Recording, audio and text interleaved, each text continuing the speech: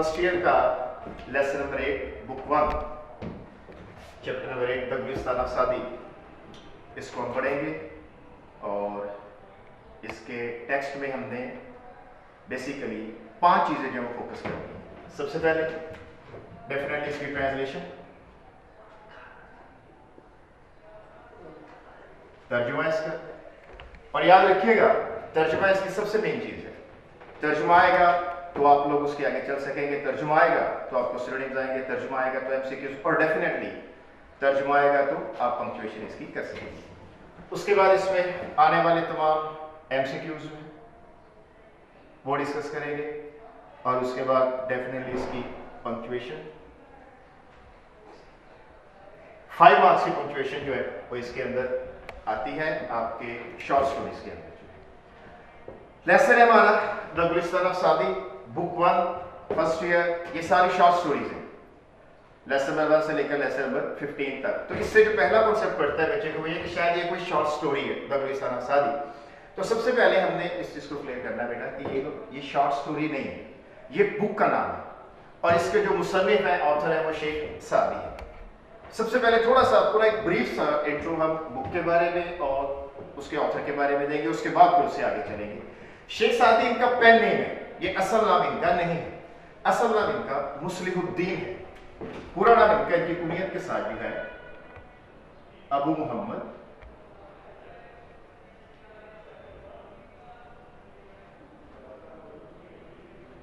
मुस्लिहुद्दीन बिन अब्दुल्ला शिराजी। जब भी इसका नाम लिखा जाता है तो बच्चे के ज़हन के अंदर सबसे पहले ये आता है कि इतना लंबा नाम अमूमन होता नहीं। तो ये प्रीवियस था कि लोग अपने नाम के साथ अपनी कुनियत भी मेंशन किया करते थे, कुनियत, और उसके साथ साथ जिस जगह की वो पैदाइश है उसको भी साथ में मेंशन करते थे। शिराज के बेसिकली ईरान का शहर है, वहां ये पैदा हुए थे, और उस वक्त ऐसे ईरान एग्जिस्ट नहीं करता था, फार्स था। ये 1210 इनकी डेट ऑफ बर्थ है और 1292 इनकी जो तारीख वफात है। इसके अंदर राइटर्स को थोड़ा सा हाँ मैं कोई 1291 भी कहता है, और इस इनकी डेट ऑफ बर्थ के अंदर भी जो है थोड़ा सा हमारा ये हमारा को नहीं है। 13th सेंचुरी के शेख सादी जो है ये one of the greatest thinkers and philosophers, और इसको यूनानिमसली एक्सेप्ट किया जाता है पूरी दुनिया के अंदर। इनको यूनिवर्सल फेम जो है वो नसीब हुई, और इन्होंने बहुत सी किताबें जो है वो तसनीफ की हैं, जिनके अंदर सबसे ज्यादा शोहरत इनकी इन 2 किताबों को जो है वो मिली है।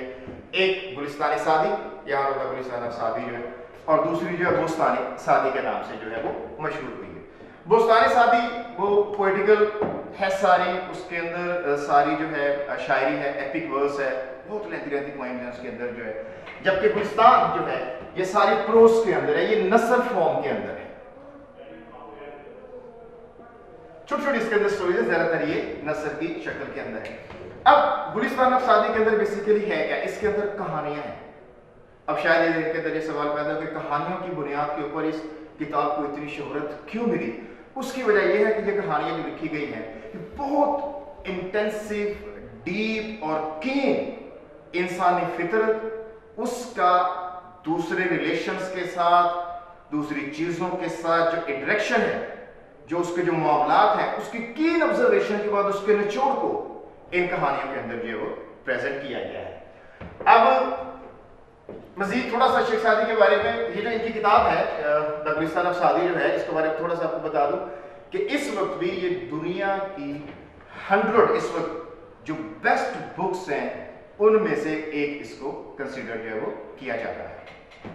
अब हम अपना टेक्स्ट जो है स्टार्ट करेंगे, लेकिन उससे पहले जो है एक बहुत इंपॉर्टेंट और बुनियादी सी बात हुई है कि जब भी अपने तर्जुमा करना है तो बच्चों की एक आदत होती है वो 2-3 वर्ड्स पढ़े और उसका तर्जुमा कर दिया, फिर आगे 2-3 वर्ड्स पढ़े उसका तर्जुमा किया। ऐसे आपने नहीं करना। 2 लैंग्वेजेस जो होती हैं, एक आपकी टारगेट लैंग्वेज है, एक आपकी नेटिव लैंग्वेज है, दोनों का जो स्ट्रक्चर होता है वो पैरेलल नहीं होता, वो मुतवाज़ी नहीं होता। एक छोटे से फिक्र से आपको समझाता हूँ। फॉर एग्जाम्पल हम यहाँ पर लिखते हैं शी टीचेस अस, और हम इसका तर्जुमा करते हैं कि वो हमें पढ़ाती है। अब इंग्लिश में अगर स्ट्रक्चर देखें, सबसे पहले यहाँ पर क्या है बच्चों, यहाँ पर सब्जेक्ट है, उसके बाद आपके पास क्या है, वर्ब है, और एंड में आपके पास क्या है, ऑब्जेक्ट है। उर्दू के अंदर ऐसा नहीं है। उर्दू में यहाँ देखें, सबसे पहले आपके पास क्या है, सब्जेक्ट है, उसके बाद आपका क्या है, ऑब्जेक्ट है, फिर एंड में आपका जो वर्ब आता है। अब देखें स्ट्रक्चर के अंदर ये बेसिक फर्क है। इस तरह जैसे जैसे सेंटेंस लेंथी होता जाएगा वैसे वैसे स्ट्रक्चर के अंदर फर्क आता जाता है।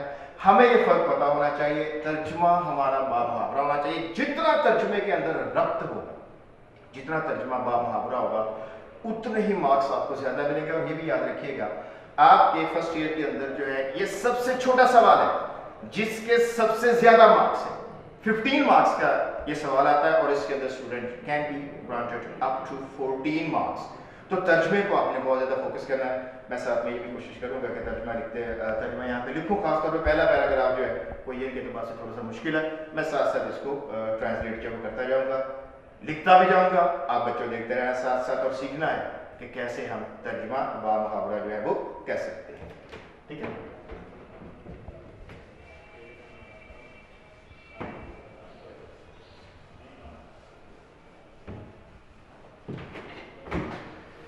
शेख सादी was a great storyteller। Sheikh सादी एक अजीम दास्तान गो थे। जैसे मैंने भी आपको बताया ना, बेसिकली गुलिस्तान सादी सारी इसके अंदर स्टोरीज हैं।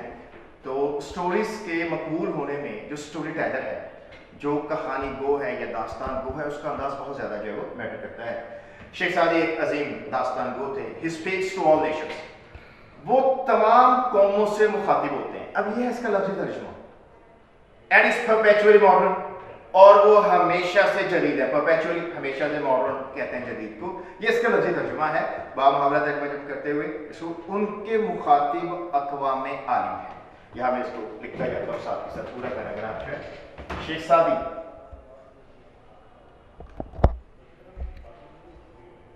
एक अजीम दास्तान को थे। उनके मुखातिब अक़वाम आलिम हैं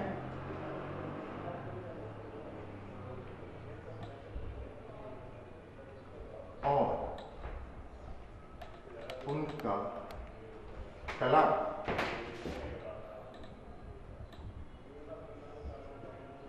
हमेशा से तरोताज़ा है। अब ये थोड़ा सा है, इसका क्या मतलब है कि उनके मुखातिब अक़वाम आलिम है और उनका कलाम हमेशा से तरोताज़ा है। इसको हम इंग्लिश के अंदर ही आगे वर्ड आएगा भी, एक वर्ड यूज करते हैं, यूनिवर्सैलिटी, आफाकियत, हमागिरियत। Now what does that mean कि आफाकियत है, यूनिवर्सल है? इसका मतलब ये है कि शेख सादी जो कहानियां सुनाते हैं वो बियॉन्ड स्पेस एंड टाइम है। यानी कि उन्होंने जो लेसन दिया, जो अखलाकी सबक दिया, वो आज भी वैलिड है। और तमाम दुनिया, चाहे वो कोई जो है वो अमेरिका का रहने वाला है, चाहे वो कोई हिंदुस्तान का रहने वाला है, कोई दुनिया का कोई भी, किसी भी मजहब से बिलोंग करने वाला, किसी भी जुबान से ताल्लुक रखने वाला कोई भी फर्द है, वो इससे इत्तफाक करता है कि बिल्कुल ठीक है, ऐसा होना चाहिए। याद रखिएगा, हर फिलॉसफी को, हर इखलाकी सबक को दुनिया का हर शख्स एक्सेप्ट नहीं करता। यही वजह है कि बहुत कम लोग होते हैं जिनको आफाकी शोहरत नसीब होती है। फॉर एग्जाम्पल, मैं इस आपको समझाने के लिए, शेक्सपियर ने 16th सेंचुरी में ड्रामा लिखा किंग लियर, बहुत मशहूर हुआ। उसकी थीम थोड़ी सी वजह ये है कि एक बादशाह होता है, वो अपनी जायदाद जो है या अपनी सल्तनत जो है अपनी दो पीढ़ियों में तकसीम कर देता है। लेकिन जायदाद तकसीम करने के बाद उसको बड़ी अजीब सी बात उसके ऑब्जर्वेशन के अंदर आती है कि वही बेटियां जो उसके एक एक बात पर जानिसारी के दावे करती थी, जो उसके साथ होती थी, उसकी खुशी में बढ़ चढ़कर हिस्सा लेती थी, उसके गम में सबसे आगे होती थी, उन्होंने एकदम उसको बिल्कुल वैल्यूलेस कर दिया, उसकी अहमियत बिल्कुल खत्म हो गई। अब देखें, ये 16वीं सदी के अंदर एक इंग्लिश सिनेरियो के अंदर ड्रामा लिखा गया है और ये आज यहाँ पाकिस्तान, इवन इंडिया, इवन दुनिया की हर जगह 21वीं सदी के अंदर ये मॉरल लेसन वैलिड है कि वो पेरेंट्स, वो वालिदैन जो अपनी जायदाद अपने बच्चों के नाम कर देते हैं, फिर वही वालिदैन अपने बच्चों के ऊपर जो वो बोझ बन जाते हैं। इसे बच्चे यूनिवर्सलिटी कहते हैं, बियॉन्ड स्पेस एंड टाइम, कि पहले भी आज भी, यहां भी, इंग्लिस्तान के अंदर भी, हिंदुस्तान के अंदर भी, दुनिया की हर जगह वो जो इखलाकी बात बताते हैं, वो जो एक सबक देते हैं, वो बिल्कुल मनो अनवैलिड होता है। इससे मुराद ये है एक उनके मुखातिब अक़वाम आलम है और उनका कलाम यानी उनकी कहानियां आज भी आप पढ़ें। इवन ये जब मैं फर्स्ट पैराग्राफ यहाँ पर नरेट करूंगा उसका जो लेसन मिलेगा आप लोग भी इससे इत्तेफाक करेंगे कि वाकई उन्होंने बिल्कुल ठीक कहा। चाहे जाए कि ये बात 800 साल पहले या 700 साल पहले जो की गई है, 13th सेंचुरी की ये फिलोसोफर है।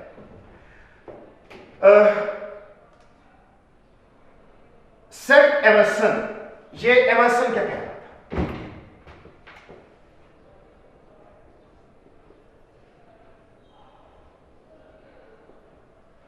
याद रखिएगा किसी के बारे में जब कमेंट्स किए जाते हैं तो डिपेंड ये करता है कि वो जो कमेंट्स करने वाला कौन है, वो कितनी बड़ी अथॉरिटी है। एमर्सन 19th सेंचुरी का बहुत बड़ा एक फिलोसोफर है, पूरा इसका नाम है रॉल्फ वैल्डो एमर्सन। 19th सेंचुरी, ये एक पोएट भी है और ये लेक्चरर भी था और इसने उस वक्त एक बहुत ही अहम जो है एक मूवमेंट थी इनके मुल्क के अंदर, उसको इसने लीड भी किया था। इसी के नाम से एमर्सन कॉलेज बड़ा मशहूर है, वो इसी के नाम पर जो है वो रखा गया। ये एमर्सन का कहना था। He thought of the Gulistan as one of the Bibles. He thought, उसने सोचा गुलिस्तान को यानी इस किताब को जो है as one of the Bibles of the world, कि ये दुनिया की बाइबल आप जानते हैं इंजील को कहते हैं, दुनिया की इंजीलों में से एक है। ये लफ्ज़ी तर्जुमा है, इसको मजीद थोड़ा सा मैं क्लियर करता हूँ। याद रखिएगा Bible with capital B and with small B it means different. अगर आप इसको बड़े बी के साथ लिखते हैं तो ये होगा इंजील। याद रखिएगा अगर आप इसको स्मॉल बी के साथ लिखते हैं फिर ये होगा इल्हामी किताब।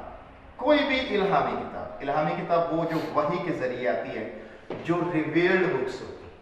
तो इसके तरह मैं ऐसे नहीं करेंगे कि हम ये दुनिया की इंजीलों में से एक है, ऐसा कुछ भी नहीं होगा।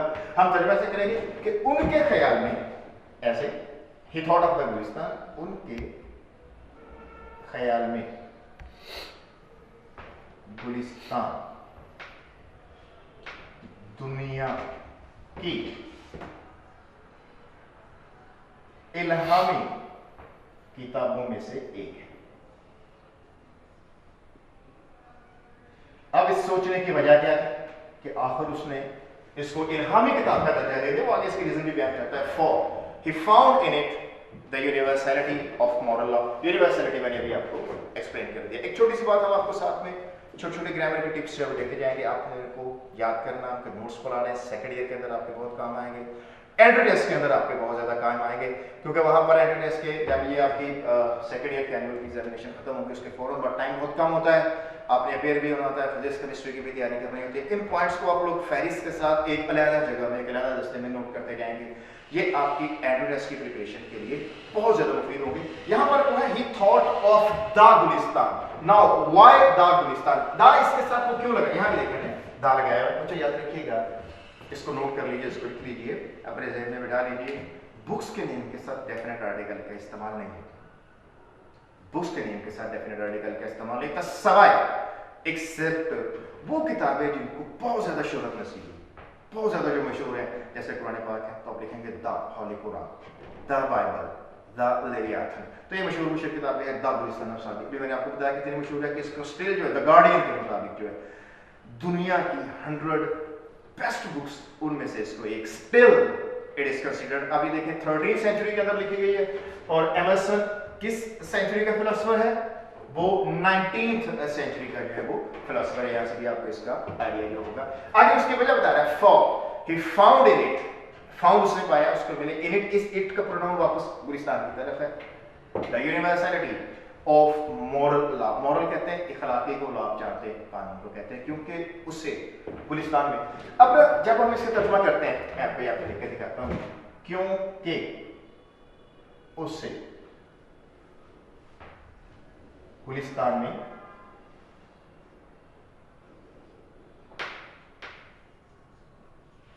इखलाकी कानून की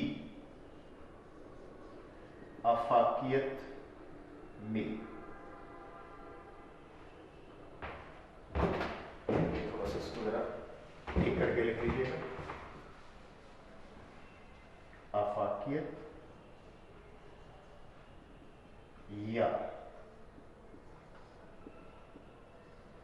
हमागिरियत मिली। इसके अंदर बेसिकली हमने लिखते हुए ट्रांसलेशन के पॉइंट ऑफ व्यू से दो मेन मिस्टेक्स की हैं इसके अंदर जो है, ये जस्ट आपको समझाने के लिए। एक ये इसे और दूसरा ये हमने स्लैश यूज किया है। ये कीबोर्ड्स के अंदर अक्सर यूज करते हैं कि इसको इस लफ्ज का ये भी तर्जुमा हो सकता है, इस लफ्ज का ये भी तर्जुमा हो सकता है।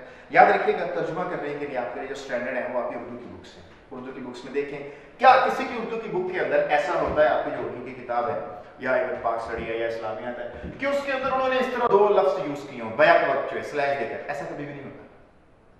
ये आपने कभी भी नहीं करना अपने तर्जुमे के अंदर। आपने जस्ट एक लफ्ज आप या इसमें से अफाकियत यूज करें या आप हमागिरियत यूज करें, स्लैश डालकर आपने इस्तेमाल नहीं करना। कीबोर्ड्स को बच्चे फॉलो करते हैं, कीबोर्ड्स के अंदर ऐसे बहुत सी मिसालें होती हैं, वो इस वजह से होती हैं कीबोर्ड्स के अंदर जो है कि वो बच्चों को बताना चाहते हैं कि जिसका ये ऑप्शन भी हो सकता है, ये ऑप्शन भी हो सकता है। आपने इसको एज इट इज अंधाधुंध फॉलो नहीं करना। याद रखिएगा आप एक लफ्ज इनमें से यूज करेंगे जो आपको अफाकियत बेहतर लगता है या हमागिरियत। मुझे इसमें अफाकियत ज्यादा बेहतर लगता है, मैं इसको अगर मैं आपकी जगह हूँगा तो मैं इसको अफाकियत यूज करूंगा, मैं हमागिरियत का इस्तेमाल इसके अंदर नहीं करूंगा। अब इसे इसमें क्यों गलती है? इस वजह तर्जुमा करते वक्त हम छोटी छोटी बातें हैं उनका आपने क्या रखना है। यहां हमने एमएसएन के लिए जो प्रोनाउन यूज किया वो उन यूज किया है एक रेस्पेक्ट के लिए। यहां आप किसे यूज कर रहे हैं, इसे सिंगुलर के लिए होता है। अगर आपने यहां पर इन यूज किया, यहां भी फिर आप उन्हें ही यूज करेंगे, फिर आप इसे इस्तेमाल नहीं करेंगे, प्रोनाउन का आप ख्याल यूज करेंगे। अगर आप वर्ड आप यूज करें तो आप आगे फिर आप कैरी करेंगे। ऐसा नहीं होगा किसी जगह यू के लिए आप लगा दें, किसी जगह यू के लिए तुम लगा दें, ऐसा नहीं करना आप लोगों ने। एक प्रोनाउन जिसको आपने फोकस करना है फिर आप उसी को लेकर आगे चूज करेंगे। अगेन याद रखिएगा ट्रांसलेशन बहुत सेंसिटिव है, बहुत हसास है, 15 मार्क्स कैरी करता है। बामुहावरा होनी चाहिए, बिल्कुल आपके थॉट्स हैं वो क्लियर होने चाहिए ताकि पढ़ते वक्त जो है, और इसके अंदर कटिंग ओवर राइटिंग बिल्कुल भी अलाउ नहीं है। अपने ख्यालात को बिल्कुल जो है आप वाजे करके लिखेंगे। आपके जहन के अंदर पूरा सेंटेंस होना चाहिए कि इस सेंटेंस का आपने बामुहावरा तर्जुमा जो है वो करना है। मैं इसको बार बार आपके सामने आपके जहन के अंदर मैं खुद इसको मिटा रहा हूँ जस्ट आपको समझाने के लिए कि आप लोगों ने बच्चों ये वाली मिस्टेक इसके अंदर नहीं करनी, इस तरह आपने इसको इस्तेमाल नहीं करना। देखोगे उसे इसमें गुलिस्तान में जो है, अब हमने यहाँ ब्रैकेट, अच्छा ब्रैकेट में क्यों यूज करेंगे? ब्रैकेट हम वहां पे यूज करते हैं पहले से वहां पर जहाँ पर हम कोई थोड़ी सी इजाफी मीनिंग जो है वो उनको इस्तेमाल करते हैं जो बुक की लाइन्स के अंदर नहीं होता, वो हम अपनी तरफ से उस लाइन को, उस सेंटेंस को बामुहावरा बनाने के लिए उसको इस्तेमाल करेंगे। और ये भी याद रखिएगा आपने ऐसा भी नहीं करना कि जैसे अफाकियत है उसके साथ हमागिरियत आके ब्रैकेट में डाल देना, उसको आप कभी भी दो लफ्ज पर अलग जो है जो एक दूसरे के मतवाजी होंगे तर्जुमे के अंदर बच्चों आप लोगों ने इस्तेमाल नहीं करने। It must and it should look like a paragraph. जब आप इसको पढ़ें वो बिल्कुल एक उर्दू के पैराग्राफ की तरह लगना चाहिए। और मजीद आप लोगों ने इसकी पंक्चुएशन भी करनी है। एंड में इस पैरे को क्लोज करते वक्त मैं इसकी पंक्चुएशन जो है दूसरे कलर से दोबारा रिपीट कर दूंगा ताकि आपको समझ आ जाए कि आपने इसको पंक्चुएट जो है वो कैसे करना है। The Gulistan translated in Latin and English became love for the people। तर्जुमा मशहूर किताब थी, अंग्रेजी में हुआ, लातीनी जुबान के अंदर हुआ, became love for the people। अब लफ्ज़ में इसका ऐसा बनेगा कि गुलिस्तान का लातीनी और अंग्रेजी तर्जुमा लोगों के लिए मोहब्बत बन गया। नहीं, आपने ऐसा तर्जुमा नहीं करना। तर्जुमा ऐसा कैसे होगा कि गुलिस्तान का अंग्रेजी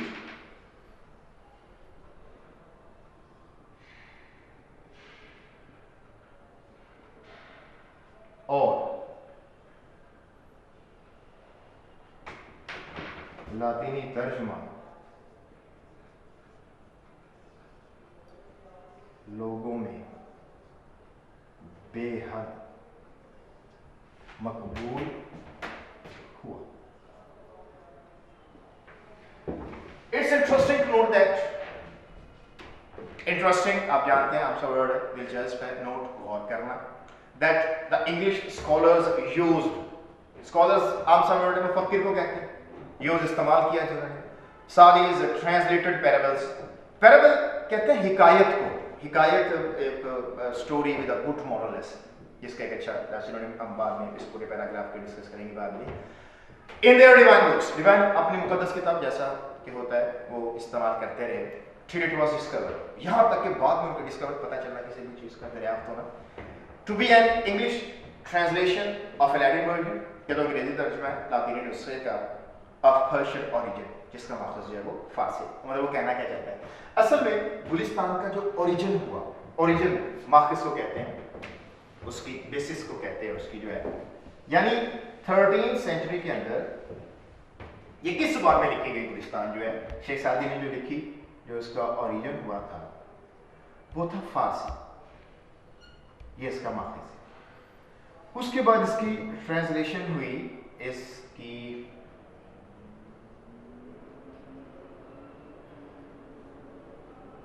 लैटिन जुबान की, उसके बाद इसकी अगेन ट्रांसलेशन हुई इंग्लिश की।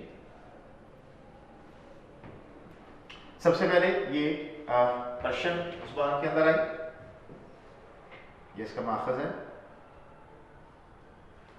वहां से इसका तर्जुमा जो है वो किस में गया, लैटिन में, और वहां से फिर इसका तर्जुमा किस में आया, इंग्लिश में। जब पर्शियन से डायरेक्ट गुलिस्तान लैटिन जुबान में आई और अंग्रेजों ने जब देखा कि लैटिन जुबान के अंदर इतनी अच्छी कहानियां हैं, जिनके इतने अच्छे लेसन्स हैं, तो वो यहाँ पे थोड़े से मिसलेड हुए, वो मिसडायरेक्ट हुए, वो समझे शायद पता नहीं बहुत पुरानी है किसी ने, क्योंकि बेसिकली इंग्लिश जो है वो तकरीबन लैटिन और ग्रीक बहुत पुराने जो है ये लैंग्वेजेस हैं, इनसे उठाई हुई है, इनसे अखज़ हुई है। उनको ये अंदाज़ा नहीं था कि ये कोई मुसलमान है जिसने 13th सेंचुरी के अंदर जो है वो अपनी तरफ से ये सारी फैब्रिकेटेड अपने ज़ाती मुशाहदे के ऊपर ये कहानियां हैं, उन्होंने इनके हवाला जात जो है अपने मुक़द्दस किताबों में देने शुरू कर दिए। वो बाद में उनको पता जाकर लगा, अपनी इस गलती का एहसास हुआ कि नहीं ये तो कोई मुसलमान है। और क्रिश्चियंस तो वैसे भी इस्लाम के ऊपर तो बिलीव करते नहीं, वो तो कहते हैं ईसा इस्लाम के बाद कोई नबी आया नहीं है। तो उन्होंने फिर इसको आहिस्ता आहिस्ता अपनी तमाम जो रिलीजियस बुक्स थी उनमें से इन्होंने इनको निकालना शुरू कर दिया। तो इसका तर्जुमा, इसका ये सेंटेंस थोड़ा सा मुश्किल भी है और थोड़ा सा लेंथी भी है। इसका तर्जुमा ऐसे होगा कि इस बात पर गौर,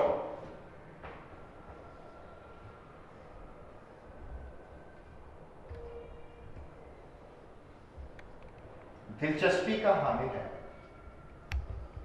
it is interesting to note that कि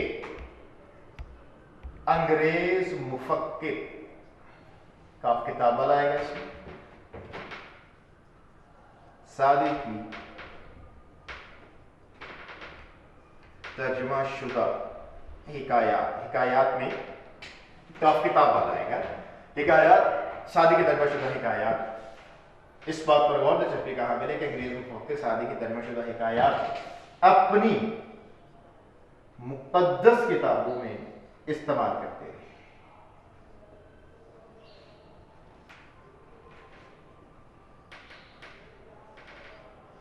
इस्तेमाल करते रहे यहां तक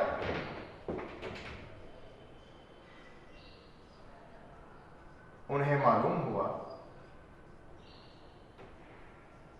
या पता चला, जो भी लिखना चाहें एक लिखेंगे, जैसे मैंने यहां बयान किया कि गुलिस्तान तो, अब अगेन ये हम अपनी तरफ से लिख रहे हैं कि गुलिस्तान तो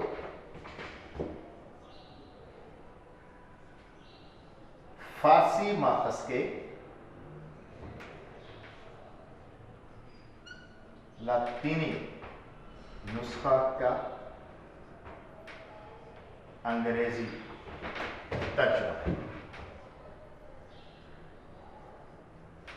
यहां तक हमने इसको ट्रांसलेट किया है। इस पैराग्राफ को यहां तक अगर आप इसको पढ़ें, आप इसको रीड करें, तो आप देखेंगे कि ये बिल्कुल आपको एक पैराग्राफ की तरह लगेगा।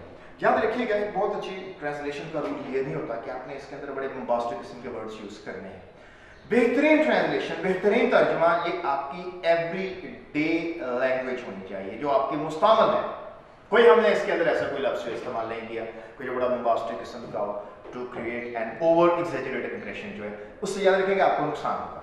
शेख साहिब कज़ीम दास्तान वो थे, उनके मुखातिब अक़वाम आलिम है और उनका कलाम हमेशा से तरोताज़ा है, ये इमर्सन का कहना है।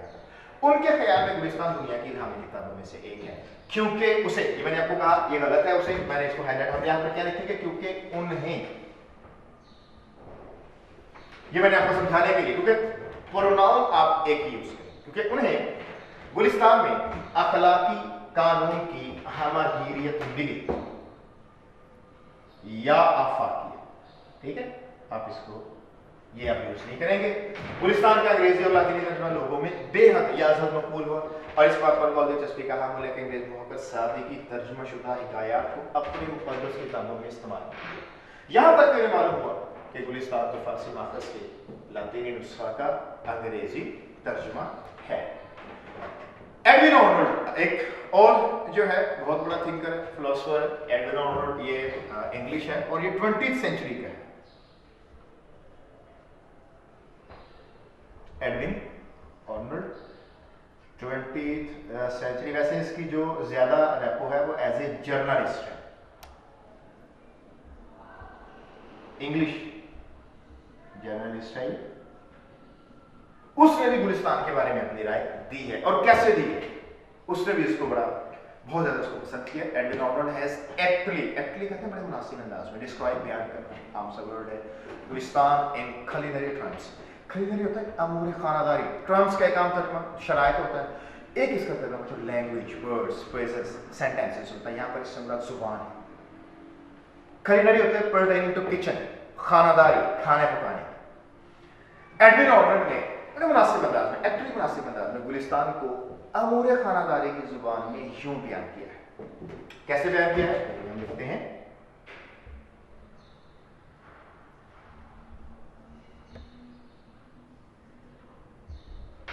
नहीं, गुलिस्तान को एक्चुअली मुनासिब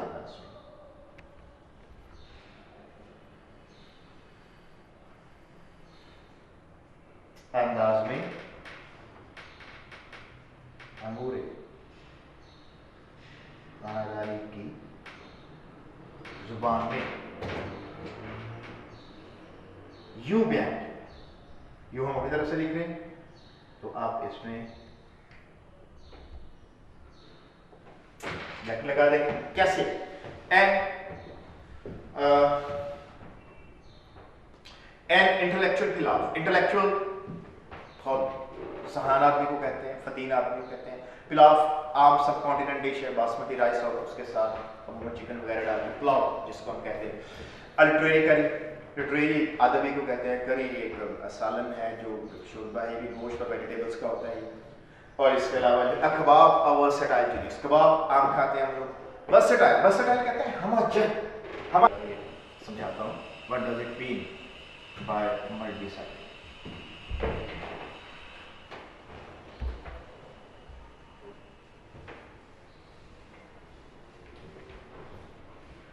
फर्स्ट किया कोई भी आदमी स्पेशलिस्ट से हम अल्लामा इकबाल को जो है वो ले लेते हैं।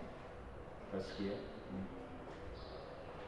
हम जब सब जानते हैं कि अल्लामा इकबाल जो है एक PhD स्कॉलर भी हैं, इसके अलावा वो हमारे लीडर हैं, इसके अलावा वो पोइट भी थे, इसके अलावा वो बहुत ज़बरदस्त किस्म के टीचर, आप जानते हैं कि स्टार्ट उन्होंने एज ए लेक्चरर जो है वो किया था। इसके अलावा वो एक सेंट है और आप उसको कौम के लिबरेटर के तौर पर भी, क्योंकि बेसिकली जो है वो जो कायदे आज़म को जो स्ट्रगल के लिए जो बेस दी थी वो एक आपकी अल्लामा इकबाल ने दी।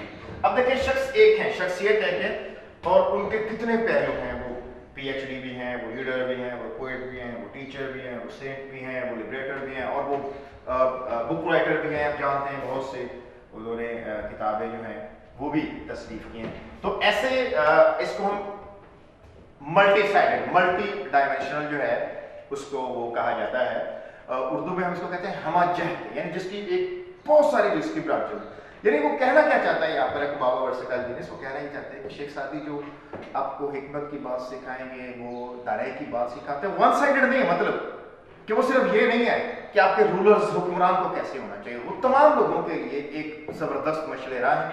चाहे वो हुक्मरान है, चाहे आपके वज़रा हैं, चाहे आपके मुआशरे के अंदर काजी जो जजेस हैं वो हैं, चाहे आपके एक हस्बैंड को अपनी वाइफ की तरफ कैसा होना चाहिए, औलाद को वालिदैन की तरफ कैसा होना चाहिए, वो तमाम लोगों का एक उन्होंने इन अपनी कहानियों के अंदर जो है एक विज़डम का एक ज़बरदस्त किस्म का एक मिक्सचर है कि तमाम लोग अपने अपने दायरे के अंदर अपने अपनी जिम्मेदारियों के हिसाब से उसके अंदर जो है अकल और दानाई और हिकमत के मोती जो है वो चुन सकते हैं तमाम लोगों के लिए जो है।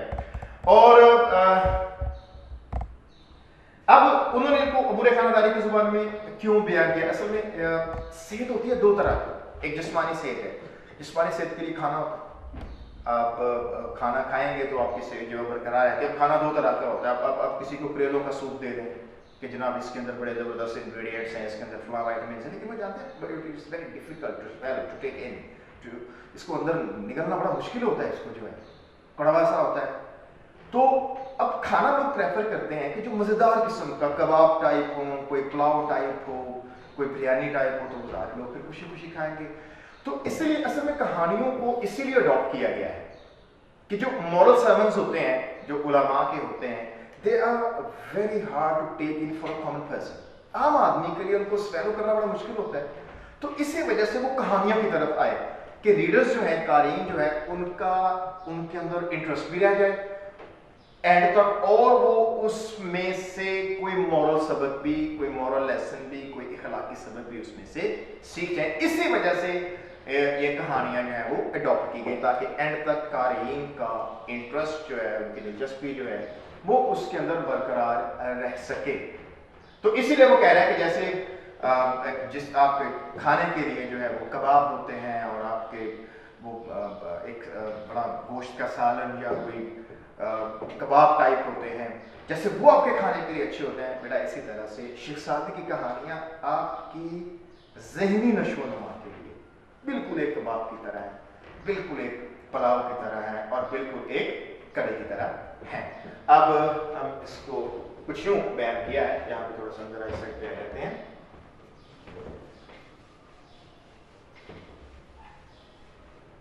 गुलिस्तान एक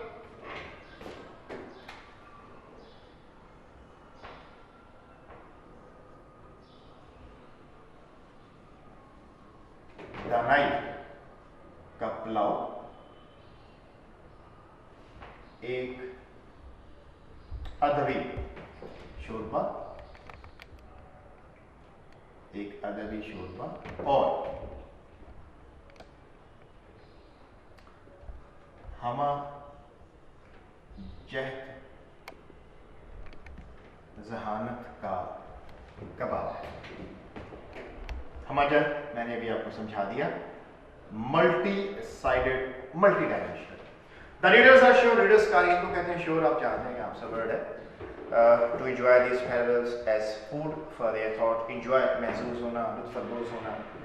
अब एक थोड़ा सा बड़ा मसला है, वो ये है कि बच्चे हमारे जो है वो चूँकि टू मच एम्फेसिस है ऑन इंग्लिश जो है, तो उनकी उर्दू बहुत वीक हो गई है, बहुत से वर्ड्स जो है उनको समझ नहीं आते हैं। अक्सर ऐसे भी होता है एक बच्चे से कहते हैं पेज नंबर, आप इस सफ़ा नंबर 34 को लें, उन्हें पता नहीं चलता, सफ़ा नंबर 69 को सर इंग्लिश में बताएं, 34, 69, फिर उनको समझ आती है।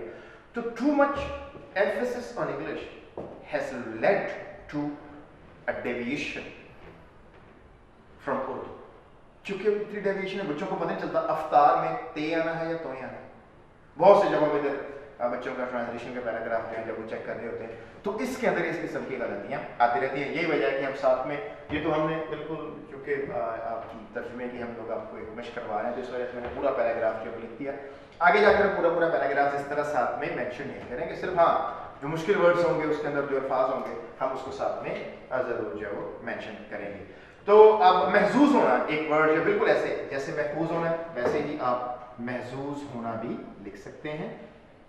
इसमें हे हलवाई वाली आएगी और उसके बाद इसमें जोए आएगा, इसके अंदर जो है इसमें ज्वाद नहीं आएगा या जे नहीं आएगी, इसके अंदर जो है ये जहन में रहे, ऐसे आएगा महसूस होना,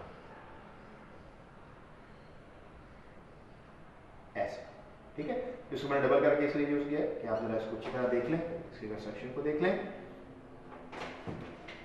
लुत्फानंदोज होना है कि जैसे जिस्मानी ताकत के लिए इंसान कबाब से महसूस होता है, पुलाव से महसूस होता है, या इसके अलावा जो है कड़ी वगैरह से या कभी सालन को कोई सालन वगैरह से महसूस होता है। इसी तरह गुलिस्तान आपके जहनों के लिए, आपके जहनों नशोनुमा के लिए आप इसको कह सकते हैं कि ये कबाब है, ये एक अदबी जो है वो सालन है और एक पुलाव है। बिल्कुल ऐसे ही आपको इंसान का रीडर्स का इंटरेस्ट भी रह जाता है और साथ में साथ वो इसको कुछ सीख भी जाता है। अब इसको ट्रांसलेशन हम इसकी जो है वो कैसे करेंगे। कारीन, रीडर्स, कारी की जगह कारीन जो है बिला शुबा, कारीन जो है यहाँ पर इनका नुक्ता जो है। एक बात और भी याद रखेंगे कि कितने शोशे कितने ढूंढेंगे आप, इसका भी ख्याल रखेंगे। कारीन बिला शुबा पुरलुत्फ अंदाज में, या कारीन बिला शुबा इन कहानियों से अपने ज़हनों की मज़ेदार अंदाज में आबियारी करते हैं।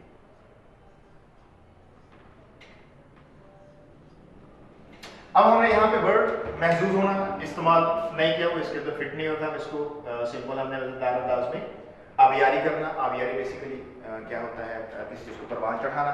आप इसकी जगह आबियारी करने की जगह जिला बख्शते हैं, ये भी यूज कर सकते हैं। जिला इसके नीचे जेर डाल देंगे आप। जिला का मतलब होता है तवानाई, कि जैसे खाना जो जिस्म को तवानाई देता है, इस तरह शेख सादी की कहानियां जो हैं वो आपके जहनों को जो है वो जिला बख्शती हैं। अगेन आप जब आप लोग तर्जुमा करेंगे बच्चों, आप लोग स्लैश का इस्तेमाल नहीं करेंगे, आप लोग कभी भी दो वर्ड्स को इस्तेमाल नहीं करेंगे। हम यहाँ पर इसलिए करते हैं कि आपके पास अल्फाज की एक वैरायटी हो जाए, मुख्तलिफ तनव्वुर हो जाए, आप मुख्तलिफ किस्म के अल्फाज को यूज कर सकें। याद रखिएगा कभी भी की बुक से याद करके तर्जुमा नहीं लिखते होते। जब आपके पेपर्स एनुअल में आते हैं, जब वो चेक हो रहे होते हैं, जब तमाम पेपर्स के अंदर एक ही तरह के अल्फाज आ रहे होते हैं, अगेन यहाँ पर स्लैश देने का मतलब आपको तनव्वुर, अल्फाज का तनव्वुर, वैरायटी ऑफ वर्ड्स, ताकि आपका एक तरह का ना लगे, भेड़ चाल ना लगे कि आप लोगों ने कहीं से रट्टा मारा हो या दैट यू हैव क्राइम्ड समथिंग। ऐसा कोई इंप्रेशन नहीं मिलना चाहिए। सिंपल सादा वर्ड यूज करें, मुहावरा तर्जुमा करें। कटिंग ओवर राइटिंग से आपने बिल्कुल परहेज करना है। अब हमने स्टार्ट के अंदर कहा था आपसे कि हम आपने इसकी पंक्चुएशन को हाईलाइट करना है, तो ये पंक्चुएटिंग डिवाइस है, कोशिश करें कि आप पंक्चुएट मार्कर से करें। अब हमने तो ये सारा लिखा है बोर्ड मार्कर से, तो हम ऐसा करते हैं कि हमने लिखा ब्लू से है, मैं इसको पंक्चुएट ब्लैक से कर देता हूँ ताकि आपको वो बता दें। शेख सादी एक दास्तान को थे, तो यहाँ पर जो है हम लोग इंग्लिश में डॉट होता है, तो उर्दू में अब ये थोड़ी सी डैश टाइप होता है। उनके मुखातिब अक़वाम आलिम है, और चूंकि और आ गया इसका मतलब उनका कलाम हमेशा से तरो ताज़ा है। यहाँ पर आप कॉमा लगाएंगे क्योंकि ये किसका कहना है, ये इमर्सन का कहना था। यहाँ बात पूरी होगी, तो यहाँ पे ये आप तकमीलिया लगाएंगे। उनके ख्याल में गुलिस्तान दुनिया की इल्हामी किताबों में से एक है। बात आगे जा रही है क्योंकि, तो आपकी बुक के अंदर जो है यहाँ पर कॉमा, वो हम पंक्चुएशन में डिस्कस करेंगे कि ये क्यों लगा, क्योंकि उन्हें इसे इस्तेमाल नहीं करेंगे। गुलिस्तान में अखलाकी कानून की हमागिरियत मिली यहाँ पर उसको। इससे गुलिस्तान का अंग्रेजी और लातिनी तर्जुमा लोगों में बेहद मकबूल हुआ। इस बात पर गौर दिलचस्पी का हामिल है कि अंग्रेज मुख्तर सादी की तर्जुमा हिकायत को अपनी मुक़द्दस किताबों में इस्तेमाल करते रहे। यहाँ तक करें, अभी बात अभी जारी है चूँकि कि गुलिस्तान तो फारसी माखज़ के लातिनी नुस्खा का अंग्रेजी तर्जुमा है। एडविन ऑर्डर ने गुलिस्तान को मुनासिब अंदाज में उमूर खानदारी की ज़ुबान में यूँ बयान किया है। ठीक है, अब ये इन्वर्टेड कॉमास आप किससे लगा देंगे, ब्लैक से, और ये वाले भी ब्लैक से। यहाँ पर अगेन तकमीलें लगाएंगे। कारी कहानियों से अपने जहनों को मज़ेदार अंदाज में आबियारी करते हैं या जिला बख्शते हैं, जिसे आप इस्तेमाल करते हैं। ठीक है, तो इस पूरे का ट्रांसलेशन हो गई। अब इसके हमने जैसे आपसे कहा था कि पंक्चुएशन के लिए हम यहाँ पर मैंने दो लाइन्स जो है स्पेसिफिक की हैं। सबसे पहले ये थोड़ी सी तवज्जो तलब है, he speaks to all nations and is perpetually model. हम इसको पंक्चुएट करेंगे, he speaks to all nations and is perpetually mortal said Emerson। ये हमारा एक्सट्रैक्ट है, एक्सट्रैक्ट नंबर 1।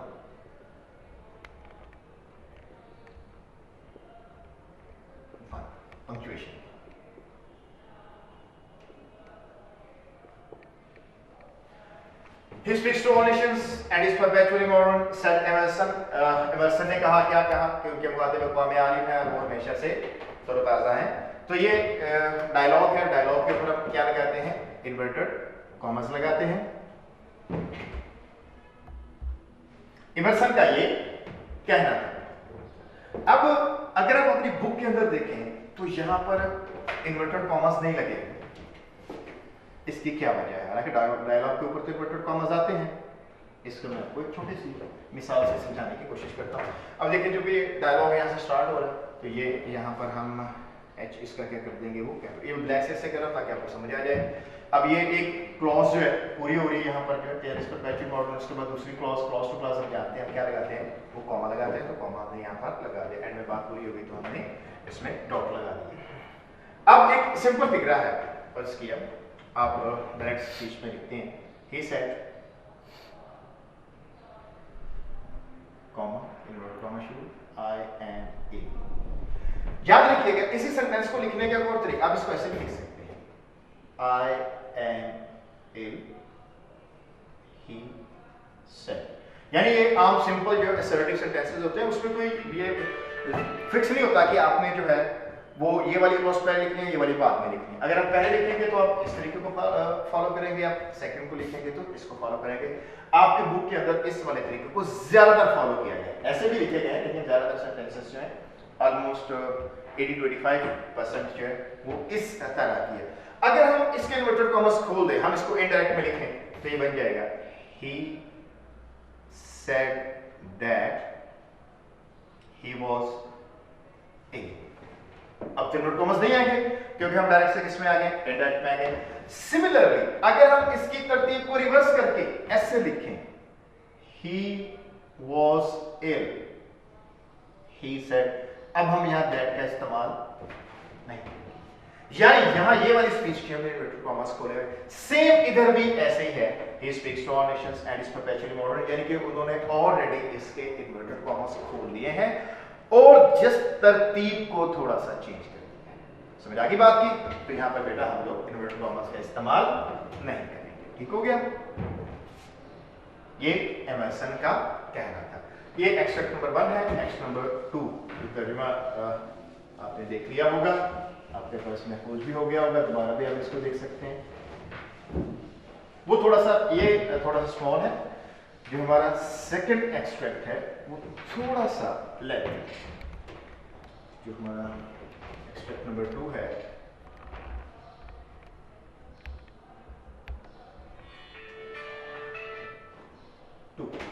ठीक है, वो है, he thought of Gulistan as one of the Bibles of the world.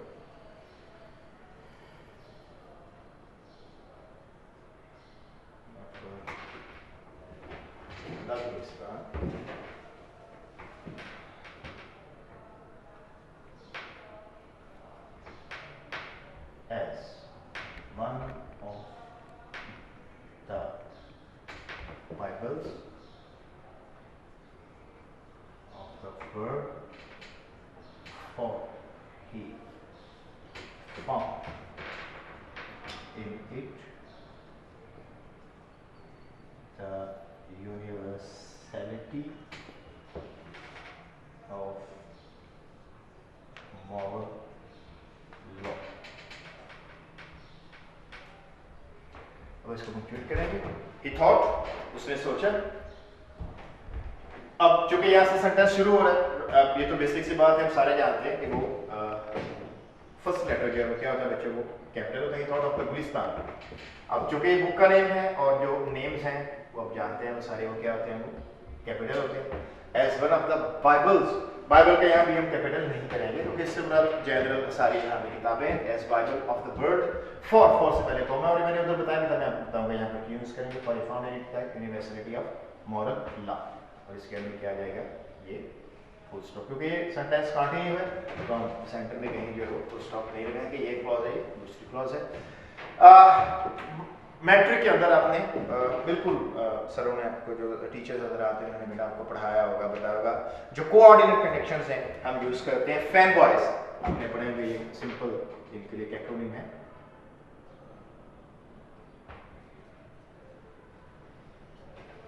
For and nor but और yet and so.